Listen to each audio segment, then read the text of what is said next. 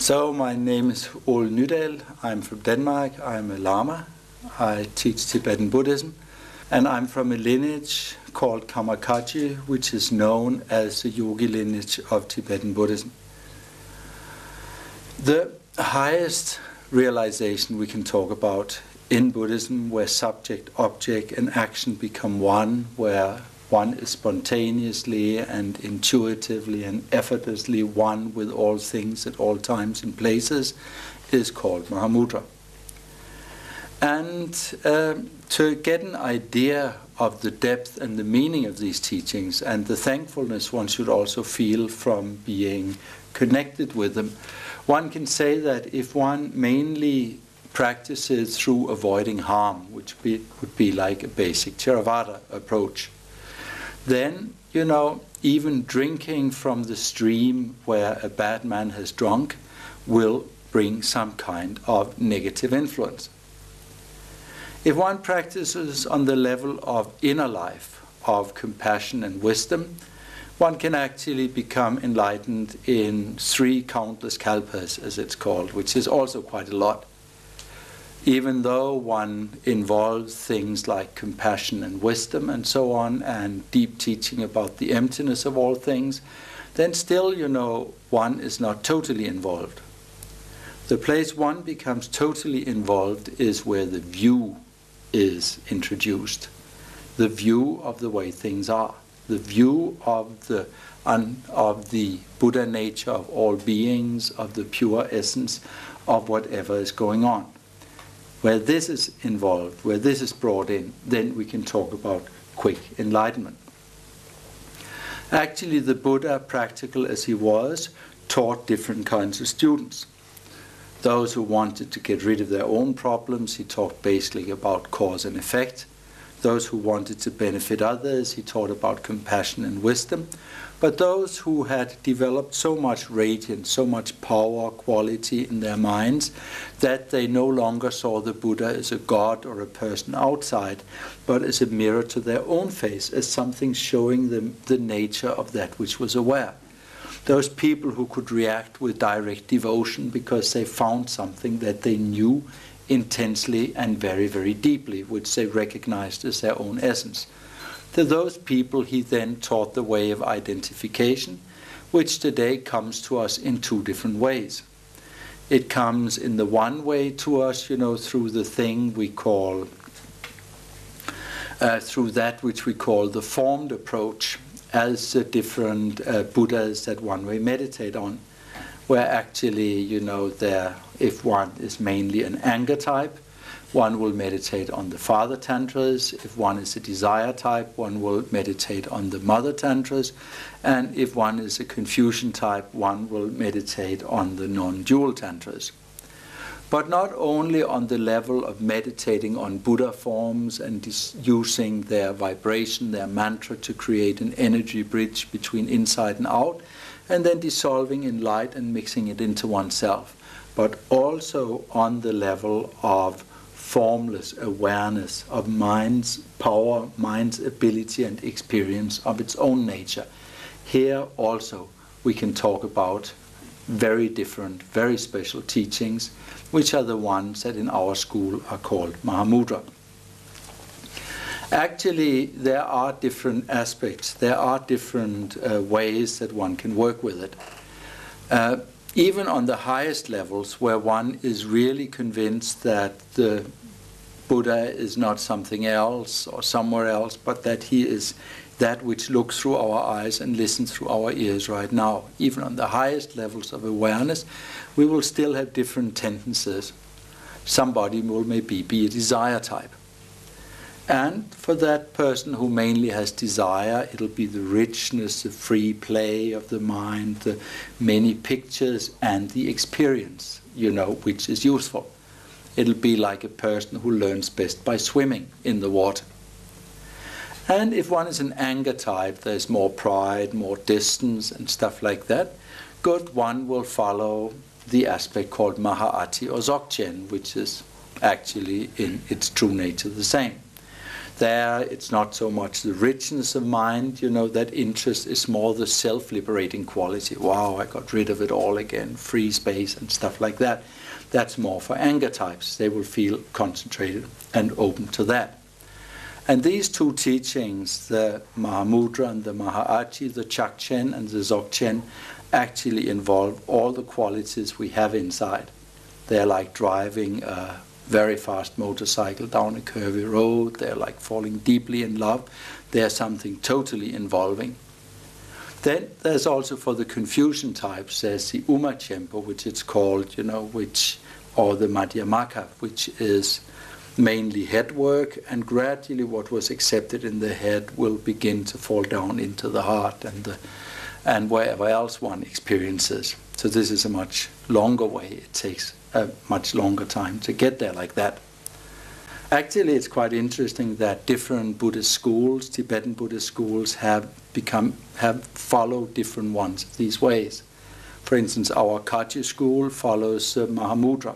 If you see the groups, they are always close together, touching each other. There's a close connection, so we follow the Mahamudra. The Nyingmapas, which have apparently less desire but more pride and anger, they do the Mahaachi or the Dzogchen.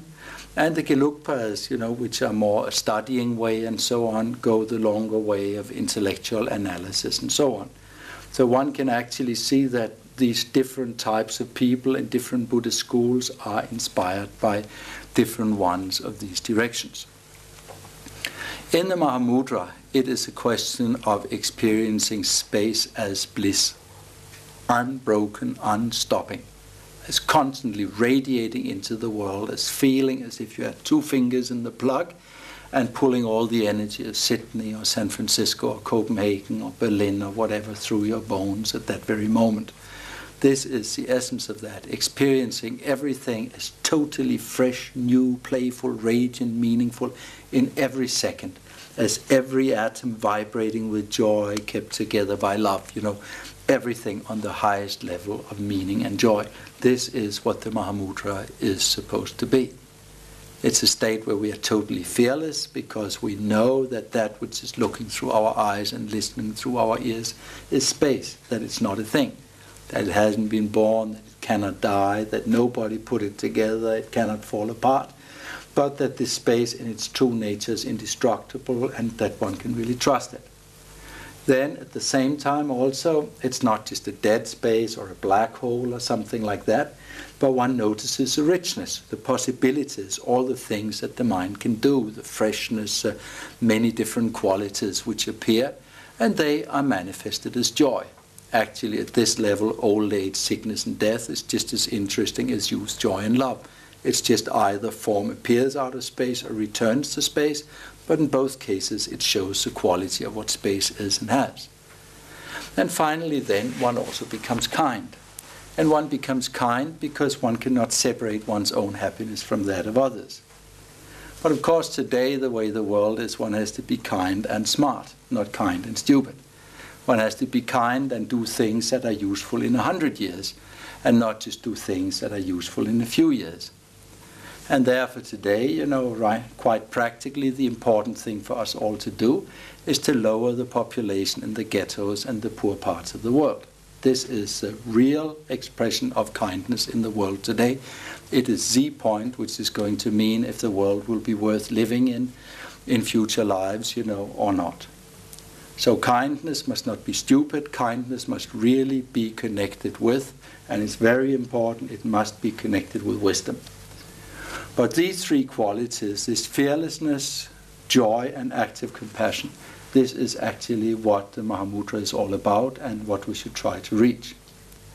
So that was a little bit about, you know, the goal Mahamudra, the ultimate Mahamudra, the state of full functioning where one acts without separation between subject, object, and action. Now we come to the way. Of course, the way starts with getting one's values and one's priorities right. It really starts by understanding that this life offers a rare and special opportunity for development, understanding about impermanence, recognizing that we create our own lives through cause and effect, and then understanding that all things will die and disappear and fall away again, and that there's no way we can keep them, and therefore we should try to look for lasting and real values. And once we get to that, we take what's called refuge.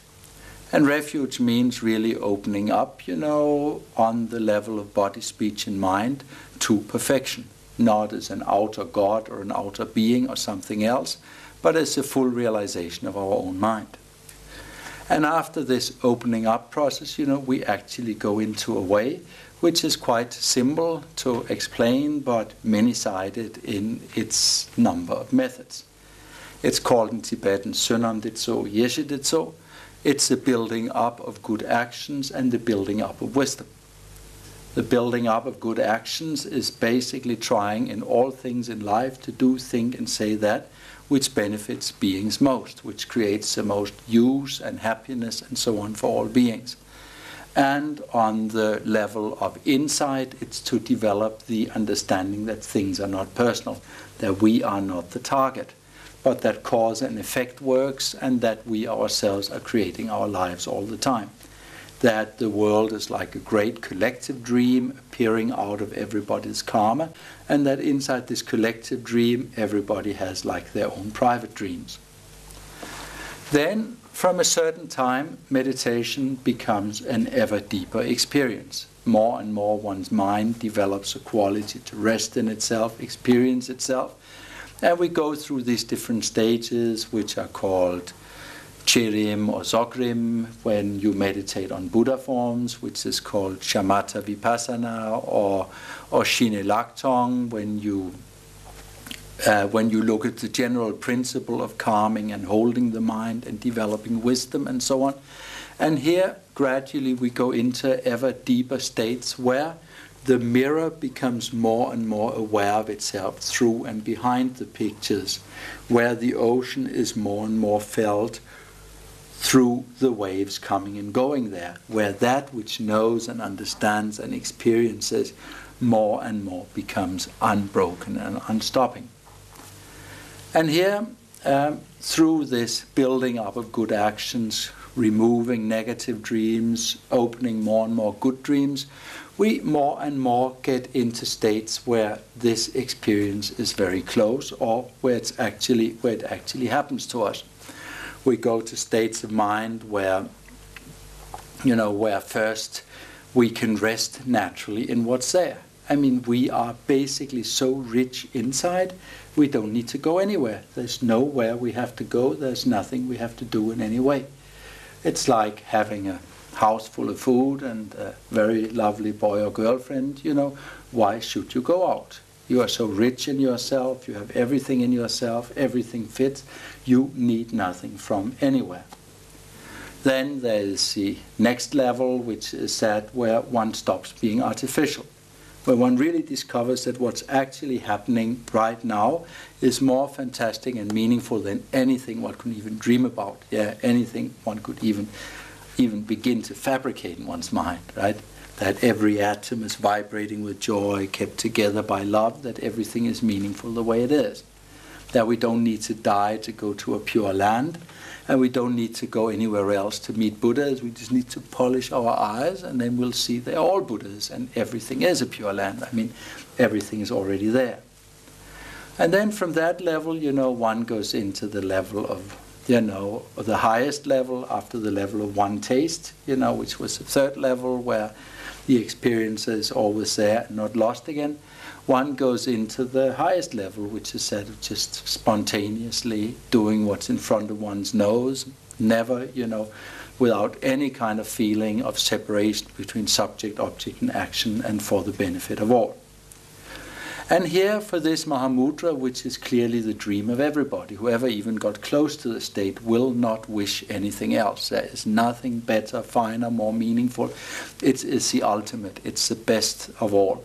Whoever wants to come to this state, whoever even wants to get close to that state, should have a real transmission from somebody who has it. I remember the Karmapa in his 16th incarnation, he gave the transmission to Hannah and myself 3 times. And actually when he gave that, One of the times was in Copenhagen, and it was we just had to completely focus our mind with his, while he held a 100 kroner Danish note between his fingers, and then we had to catch it. That means we had to know when he was going to let it go. And this moment we were standing there, it was already, we were standing there, you know, and being one with his mind in that moment. And you try that, it is difficult. It is really difficult. Doing that is not easy at all. You know, at that moment, you know, and I think we managed quite well. Another time he called us up in Sikkim. A third time I've been sitting in the top of a tree in an enormous storm, you know, and all the trees fell right and left, you know, and apparently my tree stayed, you know. But anyway, it was wild. Branches flew in all directions. I was in France. Then afterwards he also took us in. So every one of these times, what was special about the Mahamudra it was here and now, and it was a sharing a mind, and somehow you came out and you had no concepts. You were just like open, and things were a little bit more shiny, and they belonged more together, and it was like there was another dimension, there was a little bit of air under the feet, the feeling was really different. And this then starts working and working and working, and today, you know, I mean, it's a lasting experience. It's something you never lose. You don't lose it when you're awake. You don't lose it when you dream. It's always there. The awareness is there without stop. And here then, and this is what our lineage, the Kamakaji lineage, are really aiming to give to the world. Our new centers, lay centers, yogi centers, functioning in the world for the people of today. This is the goal we wish to share with you. Can everybody achieve the Mahamudra? That's a good question. Actually, by the teaching of the Buddha, everybody's true essence is the Mahamudra. Mind is clear light. Mind is not a thing. It's open like space. It's radiantly clear.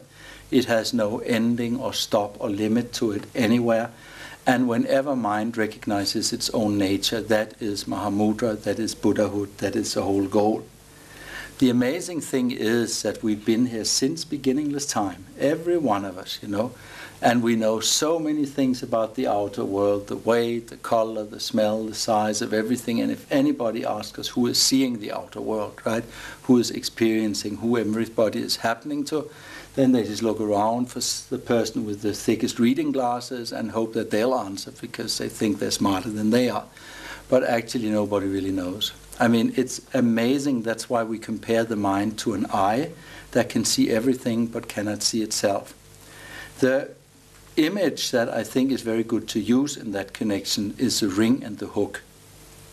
The ring is our openness, our potential Buddha nature, and the hook is like the blessing of somebody who has a realization. And we do need both.